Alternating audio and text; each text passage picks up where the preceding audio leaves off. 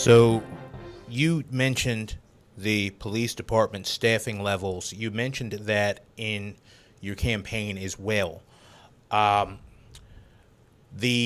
police department is renegotiating its contracts this year, from what I know. So tell me, how do you think you, as a councilman, the rest of your fellow councilmen, and those responsible on the police department side can come together and find something that meets their needs and wants, but also does the best job for the community? Yeah. Well, I think some things that we have to be held accountable to them, and to be cognizant from the standpoint of funding. You know, I know the mayor at one time had indicated that, we have to have a strong pension plan, and we need to ensure the money's going to be there to fund it. I think one fix that we really need to address is the health plan. I don't think that and once again, that being my background, I don't think that we've done everything we can to try and mitigate long-term costs, to negotiate a strong network plan to ensure the best pricing. That as upward of 3,500 employees, something of that nature.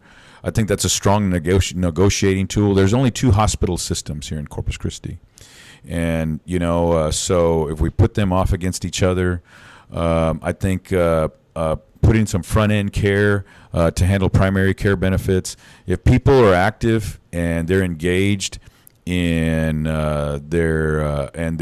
take a consumerism approach to their health plan, then they become economically involved in the cost of the health plan.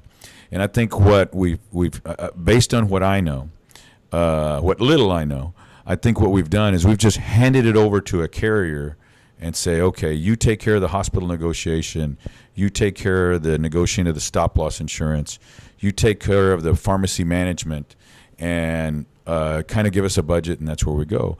And I think in comparison, school district has about 6,000 employees. Their budget is roughly about $30 million. And if I'm not mistaken, city is roughly about $42 million. So there's obvious disparity there.